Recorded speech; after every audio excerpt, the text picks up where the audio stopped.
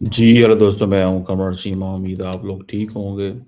दोस्तों, इस वक़्त एक ही बात चल रही है कि इंडिया को जो डील मिली है यूरोप के साथ, अमेरिकन्स भी इसको सोच रहे हैं कि ये जो मदर ऑफ़ ऑल डील्स है, ये क्या है और इसमें हुआ क्या है बेसिकली।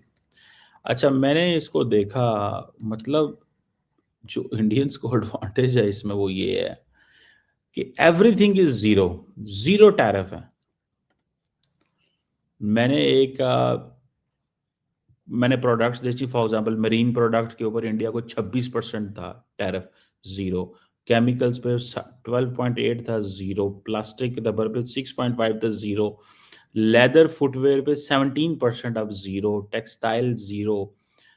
यानी कि जेम्स एंड ज्वेलरी पे 4% था, अब ज़ीरो हो गया। फर्नीचर पे 10% था, अब ज़ीरो हो गया। टॉयज़ पे 4.7 था, ज़ीरो। स्पोर्ट्स गुड्स पे 4.7 था, ज़ीरो। तो ये पाकिस्तान और बांग्लादेश तो मुकाबला नहीं कर पाएँगे। मैं आपको बड़ी क्लियरली से एक बात बता रहा हूँ। टेक्निकली देखें, मैं आपको एक चीज़ समझाता हूँ। Technically, how come Pakistan and Bangladesh will be able to take advantage of this entire scenario? Pakistan के ऊपर तो जीएसपी प्लस स्टेटस आता है। पाकिस्तान को तो जीएसपी प्लस स्टेटस मिलता था और हमारी एक्सेस यूरोपियन मार्केट में थी। वो पाकिस्तान के पास स्टेटस अभी भी मौजूद है। और मेरी इत्तला के मुताबिक ये है कि पाकिस्तान से ये जीएसपी प्लस स्टेटस भी ले लेंगे। I spoke to someone at a very high level, not in Pakistan but in definitely in EU, and उन्होंने कुछ क्वेश्चंस मेरे साथ ऐसे डिस्कस हुए जहां से मुझे अंदाजा हुआ कि they are going to there is going to be a trouble for Pakistan.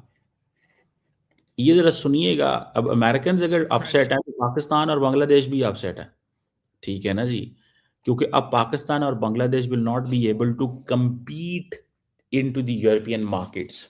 ये फ्री ट्रेड एग्रीमेंट हमारे साथ तो नहीं है, तो इंडियन बिजनेसमैन एक्सपोर्ट करेगा ना। हमें तो वो कहते थे ठीक है, तुम्हारी दहशतगर्दी के लात की वजह से ये सारा कुछ हो रहा है। तो ये जरा सुने इनको, ये अमेरिकन क्या कह रहे हैं, और फिर मैं आपको सुनाता हूँ कि इंडियंस अब बांग्लादेश की मार्केट को कैसे क्रश करने जा रहे हैं। Impressions of that deal. I do. First of all, strategically, it's important to understand that because President Trump has prioritized domestic production and essentially started charging a fee for other countries to access our market, these countries are trying to find other outlets for their overproduction. And so the EU is turning to India to try to find a place. The EU is so trade dependent, they need other outlets if they can't keep sending all their stuff to the United States. I've looked at some of the details of the deal so far. I think India comes out on top on this, frankly. They get more market access into Europe. It sounds like they have some additional immigration rights. I don't know for sure, but President von der Leyen of the EU has talked about mobility for Indian workers into Europe. So I think on net, India is going to have a heyday with this. They have low-cost labor, and it looks like the EU is doubling down on globalization when we're trying to fix some of the problems of globalization here in the U.S. वो कह रहे हैं कि आप जो है, हम बात कर रहे हैं डीग्लोबलाइज़ेशन की, I, हम बात कर रहे हैं डीग्लोबलाइज़ेशन की, वो ग्लोबलाइज़ेशन की बात कर रहे हैं, ईयू को बहुत ज़्यादा एडवांटेज हो गया, इंडिया को बहुत ज़्यादा एडवांटेज हो गया। ठीक है जी। अब 96 to 7% जो India EU exports to India है, खत्म। उसके ऊपर कोई टैरिफ्स नहीं है। इंडिया की भी 97% जो टैरिफ लाइन है, वो खत्म। अब मुझे सिर्फ आप इतना बता दें, just tell me this one big thing. आप सिर्फ मुझसे इतना बता दें कि how come this is going to be like this is going to take advantage. ये एडवांटेज किस तरह इंडिया के, ये बहुत बड़ा एडवांटेज होने वाला है। और बांग्लादेश की जो मार्केट है, ये इंडिया क्रैश कर देगा। ये ये ये आप सुनिएगा, and this will be a challenge for Pakistan as well. ये जरा सुनिए कि गोयल साहब क्या कह रहे हैं। Now, earlier in the day, you used to always ask us, the press used to always ask us, that why is Bangladesh able to export $30 billion worth of textiles and India is such a small player? Because Bangladesh, being a least developed country, LDC, had zero duty access. And they were able to capture 30 billion out of the $250 billion market of European Union in textiles alone. Now we see before our eyes a potential to grow from 7 billion to at least 30, 35, 40 billion very quickly, being an area of strength in India. And you can imagine that if we add this kind of business only in the textile sector alone, just only in the textile sector alone, we are looking at close to 6 or 7 million jobs coming into that sector. तो यहां से अंदाजा लगाएं आप कि किस पैमाने के ऊपर ये सब कुछ होने जा रहा है। यानी कि वो ये कह रहा है, बांग्लादेश जो है वो, आप पहले कहते अगर $250 अरब की मार्केट है यूरोप की टेक्सटाइल की, फॉर एग्जांपल, वो कह रहा है इंडिया बांग्लादेश अकेला $30 अरब ले जाता था, ठीक है जी, अब हम वो ले जाएंगे। अब वो कह रहा है 7 से 30-40 अरब डॉलर पे हम चले जाएंगे। बांग्लादेश तो वैसे ही फाइनेंशियली नुकसान में चले जाना है, बांग्लादेश ने तो पहले वैसे ही नुकसान में चले जाना भैया। ये है पॉइंट। इंडिया को एडवांटेज ये है कि इंडिया अपनी ये जो डी-डॉलराइजेशन है इसको लेकर के, ठीक है जी, काफी ज्यादा डी-डॉलराइजेशन कह रहा हूं, डी-ग्लोबलाइजेशन को लेके अमेरिकन कंसर्न है। इंडियंस कह रहे हैं कि भाई हम तो अपना काम करेंगे।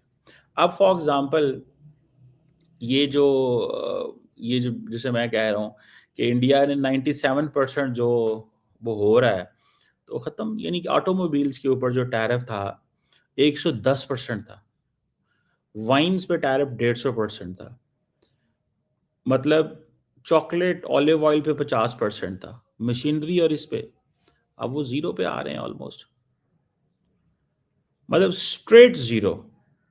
यानी कि जो चीज इंडिया से बनेगी वो इंडिया को देंगे ये टैक्स, उसके बाद ये क्या करेंगे, शिप पे डालेंगे या जहाज पे जाएगा और उस पे क्या होगा, फ्रेट चार्जेस पड़ेंगे और फ्रेट चार्जेस के बाद वो सीधा जाके लैंड कर जाएंगे फ्रांस में, बेल्जियम में, डेनमार्क में, उसके बाद आपका पोर्चुगल में, स्पेन में, ग्रीस में, चेक रिपब्लिक में, पोलैंड में वो जाएंगे और उनको वो कोई नहीं पड़ेगा। अब यहीं से अंदाजा लगा लें तो बेसिकली तो ट्रम्प एडमिनिस्ट्रेशन जो है दे वर थिंकिंग कि हमें जरा इनको सबक सिखाना है, लेकिन वो उल्टी गेम पड़ गई है, मुझे तो कम से कम ये लग रहा है। दिस इज एन उल्टी गेम, और उस उल्टी गेम में ये है कि ये मोदी साहब जो है ना वो, अच्छा एक बात बताऊं, ये कोई कमाल की बात नहीं है, इंडिया मार्केट ही इतनी बड़ी है that they have no choice, उनके पास कोई चॉइस ही नहीं है। इंडिया ने 97.5% ट्रेडेड वैल्यू के ऊपर जो टैरिफ कंसेशन दी है, यूरोपियन यूनियन ने 99.5% आइटम्स के ऊपर, 99.5% आइटम्स जो एक्सपोर्ट होती थी रीजन को, उस पर 0 टैक्स लगा दिया। 99, जस्ट इमेजिन। अब मैं आपको यहां पे क्या समझाऊं और क्या एक्सप्लेन करूं। सो ये जो जिसको अमेरिकन कह रहे हैं कि ये डी-डॉलराइजेशन की तरफ, हम डी-ग्लोबलाइजेशन की तरफ जा रहे हैं, they are getting the best of the deals, और उनको ये चीजें जारी बात है अच्छी लग रही हैं। और सबसे बढ़ के the most important factor mobility, जो मोबिलिटी है वो अब इंडियंस की बढ़ेगी वहां पे। अब मैं आपको बताऊं कि यहां पे सिर्फ ये बात नहीं है भैया, अब ये देख के जारी बात है वो कनेडियंस के मुंह में भी पानी आ गया, वो कहते हैं कि भाई हम क्यों ना करें। अब वो उन्होंने कहा India basically, to be honest, India ने सोचा ये है या इंडिया कर ये रहा है, उसने कहा कि अमेरिकन एडमिनिस्ट्रेशन को अमेरिका के इत्तेहादियों के जरिए ही मारो। ये this is what they are saying, this is what they want. और at the same time interestingly, जो आपके लिए इंटरेस्टिंग होगी, कि इत्तेहादियों को भी क्यों कर टाइट किया गया था, तो ये जरा सुने ये कनेडियन क्या कह रहे हैं। is to build multilateral relationships and to double down on diversification of supplies. What you just did with the EU signing the mother of all deals was a perfect example of how to say, no, we're not going to live in a world where might makes right. We're not going to live in a world where the strongest put tariffs on everyone else. We're going to live in a world where we believe in free trade, where we believe in trusted relationships. In Canada, we are one of the largest energy producers. ये है Canadian leadership. जो Canadian leadership है वो, अब ये Canada के energy minister थे, ठीक है जी, उन्होंने कहा जी कि India just did what the EU mother of all deals. ये सबसे, अब इस चीज को तो देखिए। अच्छा, मैंने एक अभी थोड़ी देर पहले एक मैप देखा, if I can share with you what they have done, कि इसको किस तरह जो है ना वो करना है। You will be like surprise to see. अच्छा, ये अगर आप देखें, let me put it this way, अगर मैं आपके साथ ये शेयर कर सकूं। अच्छा, इसमें क्या चीज है, इस पे the interesting part of the entire story जो है ना वो ये बनता है कि इंडिया ने किस किस मुल्क के साथ डील की है। ये जरा देखें आप, if I can show you this. India ने किस किस मुल्क के साथ डील की है, ये है वो डील्स जहां जहां हुई है। अच्छा, ये India announce at free trade announcement since 1921। 1921 से 8वीं बड़ी फ्री ट्रेड इन्होंने डील की है, 8वीं बड़ी फ्री ट्रेड, ठीक है जी। और अच्छा, इसको अगर आप देखें, सबसे पहले एक तो आप देखते ये हैं कि जनाब, अच्छा जी, किस तरफ जाना है, कैसे जाना है, ठीक है।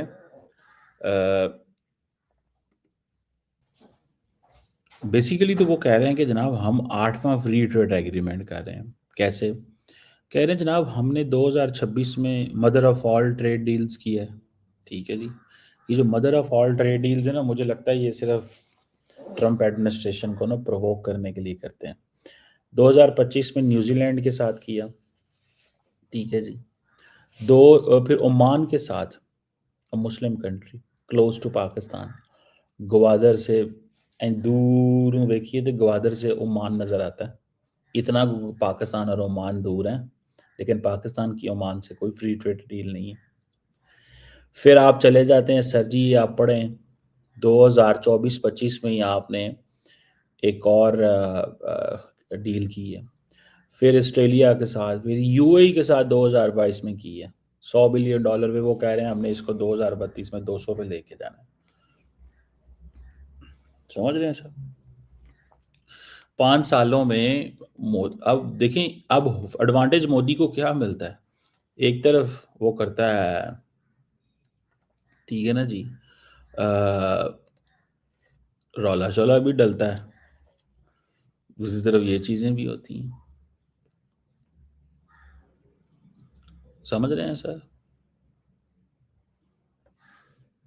अब ये जो चीज है ना, ये जो फैक्टर है, इसको सारी बात है, there are people who wants to see this, there are people who wants to understand this.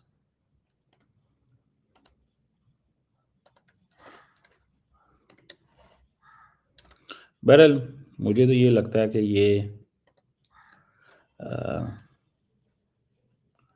कहीं ना कहीं पे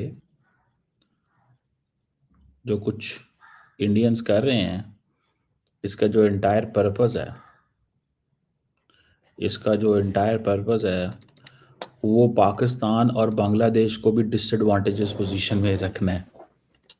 पाकिस्तान और बांग्लादेश को भी डिसएडवांटेजेस पोजीशन में रखना है भाई साहब, इस चीज को ज़हन में रखें। ठीक है कि नहीं? ठीक है, डिसएडवांटेज पोजीशन ही बनती है ना।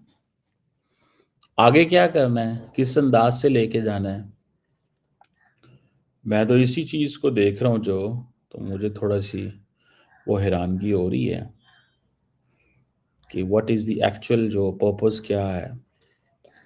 और मोदी साहब जो हैं वो जो डील्स पे डील्स कर रहे हैं, व्हाट इज एक्चुअल मीनिंग क्या है इसका, और इसको चाहते क्या हैं, ये भी एक सवाल जो है वो बनता है। दूसरी तरफ ये भी देखें ना आप कि अब जो अदर कंट्रीज हैं यूरोप के अंदर, उन्हीं को आप देख लीजिएगा क्या होगा। जो यूरोप के अंदर बाकी मुल्क हैं उन्हीं को देख लें क्या होगा, और आपको वो सारे के सारे, everyone is watching. If Canada, America and others are watching, पीछे रह कौन गया? बरतानिया के साथ मेरा ख्याल है अभी होनी है डील, हुई नहीं है, होनी है उनके साथ, हो गई है सॉरी, तो मेरे जहन से निकल गया। बरतानिया के साथ तो कौन सा वेस्टर्न मुल्क रह गया? फाइव आइज इंटेलिजेंस में सिर्फ कनाडा ही रह गया ना। फाइव आइज इंटेलिजेंस अलायंस है, उसमें कनाडा ही रह गया ना पीछे, तो वो भी उन्होंने कर लेनी है। So it's all about market, ये मार्केट की बात है। और and the reason behind is कि वो मार्केट को वो समझते हैं कि हमें सही चलाना है और ये सही करना है। अब अमेरिका के अंदर वो पता है लोग क्या कह रहे हैं कि जनाब इंडिया जो है उसने 100% ज़्यादा डील्स की हैं एज कम्पेयर टू ट्रम्प। उसने कहा था कि जी 90 दिन में 90 डील्स करेंगे, ठीक है, लेकिन दो डील्स की हैं 10 महीनों में, कंबोडिया और मलेशिया के साथ। तो बेसिकली अमेरिका, मैं आपको बात बताऊं, इट्स अ क्वेश्चन, ये क्वेश्चन ये है कि द मोर अमेरिकन जो हैं वो कैसे देखते हैं। अगर ट्रम्प साहब जो कुछ कर रहे हैं, there is a large section of Indians, जो large section of American population, वो ये कह सकते हैं कि यार ये ना हमें वारा नहीं खाता, ये हमें दुनिया से दूर कर रहे हैं।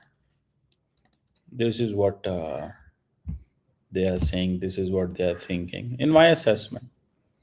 बेटर देखते हैं कि क्या होता है और किस तरह चीज़ें चलती हैं।